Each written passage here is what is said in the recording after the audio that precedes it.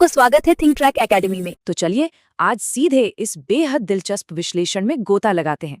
आज हमारे सामने वासुदेव शरण अग्रवाल जी का एक बहुत ही गहरा दार्शनिक निबंध है, राष्ट्र का स्वरूप। इसके जरिए हम एक राष्ट्र की असली बनावट को पूरी तरह से समझने वाले हैं। ये कोई आम राजनीतिक चर्चा नहीं होने वाली, बल्कि एक देश की आत्मा को समझने की एक शानदार यात्रा है। शुरुआत ही एक बहुत बड़े सवाल से करते हैं। आखिर एक राष्ट्र बनता कैसे है? क्या ये सिर्फ नक्शे पर खींची गई कुछ लकीरें हैं या फिर कुछ राजनीतिक सीमाएं?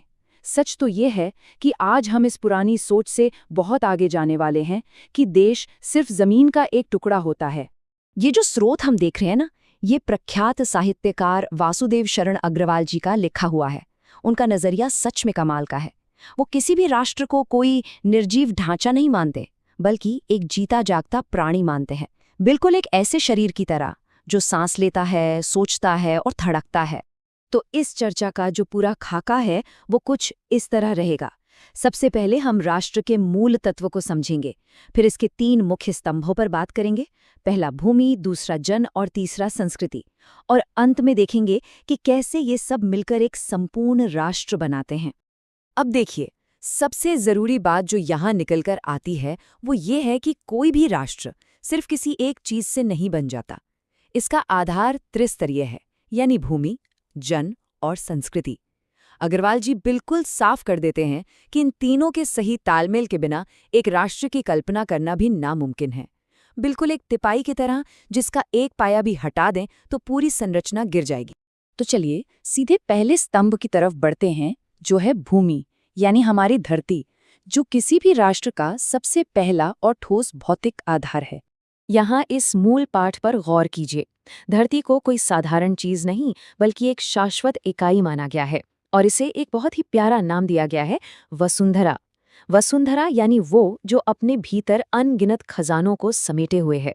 जरा सोचिए, लाखों करोड़ों सालों से इस जमीन ने हमारे लिए कितनी तरह की धातुओं, खनिजों और जीवन देने वाली नदियों को सहेज कर रखा है। अब इसका असली मतलब क्या हुआ? मतलब ये कि भूमि सिर्फ मिट्टी नहीं, बल्कि राष्ट्र का भौतिक शरीर है। और जो सच्ची राष्ट्रीय भावना होती है ना, वो महज नारे लगाने से नहीं जगती। ये तब मजबूत होती है जब हम सचेत होकर अपनी धरती को गहराई से समझते हैं। इसके नदियों के जाल से लेकर पहाड़ों और खनिजों तक की सुंदरता और उपयोगिता को जानना, यही हमारी जड़ों को असल में मजबूत करता है। यहाँ से बात एक कदम और आगे बढ़ती है, हमारे दूसरे स्तंभ की ओर। ये है जन, यानी इस धरती पर रहने वाले लोग। और यहाँ ये संस्कृत का सूत्र देखिए, माता भूमि ही पुत्रोऽहं पृथिव्याः। सच में ये बहुत ही शक्तिशाली विचार है, और यही राष्ट्रवाद की असली चाबी है। इसका मतलब है, भूमि मेरी माता है और मैं उसका पुत्र हूँ। ये जमीन और लोगों के बीच सिर्फ रहने की जगह वाला रिश्ता नहीं है, बल्कि एक बेहद पवित्र और अटूट पारिवारिक बंधन है। जब तक ये भाव दिल में ना आए, तब तक इंसान और जमीन का रिश्ता बिल्कुल बेजान सा रहता है। इस हिस्से में एक और बहुत ही शानदार बात कही गई है, वो ये कि इस मातृभूमि से जुड़े हुए जितने भी निवासी हैं, सब बिल्कुल एक समान हैं। इनमें कोई छोटा बड़ा या ऊंच नीच नहीं है। हर एक इंसान को आगे बढ़ने का बराबर हक है। कोई भी किसी दूसरे को पीछे छोड़कर देश को आगे नहीं ले जा सकता। संपूर्ण समानता का क्या बेहतरीन विचार है ना? जरा इस तुलना पर ध्यान दीजिए। इतिहास में तो अनगिनत उतार चढ़ाव आते रहते हैं, साम्राज्य बनते हैं, टूटते हैं, लेकिन जो लोगों का जीवन है, जिसे यहाँ जन का प्रवाह कहा गया है, वो एक बहती हुई नदी की तरह अमर है। लोग अपनी मेहनत और कर्मों से हमेशा आगे बढ़ने के नए रास्ते खोज ही लेते हैं। इतिहास चाहे करवटें बदलता रहे, लेकिन लोगों की जो सामूहिक जीवन धारा है, वो कभी नहीं रुकती।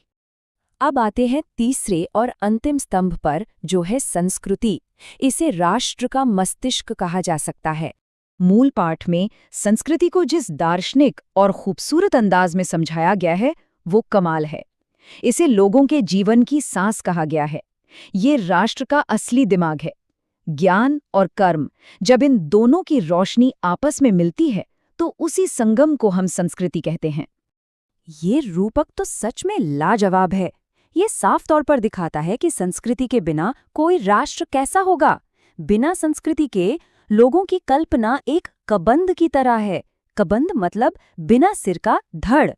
जरा सोचकर देखिए, एक ऐसा शरीर जिसमें दिमाग ही ना हो, उसमें न कोई चेतना होगी, न पहचान और न ही कोई दिशा। संस्कृति ही वो चीज है जो इस राष्ट्र रूपी ढांचे को सोचने समझने वाला एक जीवंत रूप देती है। तो आखिर ये संस्कृति दिखती कैसी है? इसके कई रंग रूप हैं। ये हमारे साहित्य में झलकती है, हमारी कलाओं में, हमारे नृत्य और संगीत में। बाहर से ये भले ही अलग अलग लगे, लेकिन अंदर से ये सब एक ही खुशी, एक ही सार्वभौमिक आनंद को व्यक्त करते हैं। और इसका सबसे बड़ा काम है आपसी तालमेल और सहिष्णुता बनाना। इस पूरी चर्चा का सार इस एक विचार में छिपा है। जैसे किसी जंगल में अलग अलग तरह के पेड़ पौधे एक साथ फलते फूलते हैं, या जैसे ढेरों नदियां बहकर आखिर में एक ही विशाल समुद्र में मिलकर एक हो जाती हैं, बिल्कुल वैसे ही एक राष्ट्र के अंदर अलग अलग संस्कृतियां आपसी तालमेल के साथ रहती हैं। और सच कहूं तो यही तालमेल भरा जीवन किसी भी राष्ट्र का सबसे सुखद रूप होता है। और अब हम पहुंचते हैं संपूर्ण राष्ट्र के विचार पर, जहां ये तीनों तत्व आपस में मिलते हैं। यहाँ इसका पूरा लॉजिक बिल्कुल शीशे की तरह साफ है। इसे ऐसे समझिए, भूमि एक ठोस मंच तैयार करती है, फिर जन यानी हम लोग उस मंच पर आते हैं और उस जमीन को पूजते हैं, और अंत में संस्कृति वो प्राण है, वो चेतना है जो इस पूरे इकोसिस्टम को, इस पूरे ढांचे को जिंदा कर देती है। बस इन्हीं तीनों के मिलने से एक मुकम्मल राष्ट्र का स्वरूप निखर कर आता है। तो इस शानदार विश्लेषण के अंत में एक बहुत ही गहरे सवाल के साथ इस चर्चा को विराम देते हैं। अगर राष्ट्र सच में भूमि, जन और संस्कृति से बना एक जीता जागता शरीर है, तो इस महान ढांचे को जिंदा रखने में हमारी और आपकी क्या जिम्मेदारी बनती है? हमारे रोजमर्रा के काम, पर्यावरण को लेकर हमारा नजरिया, अपने साथी नागरिकों के लिए हमारा सम्मान और अपनी साझा संस्कृति को आगे बढ़ाने की हमारी कोशिश, ये सब इस जीवंत राष्ट्र को कैसे सींचते हैं? यह एक ऐसा सवाल है जिस पर हम सबको विचार करना चाहिए।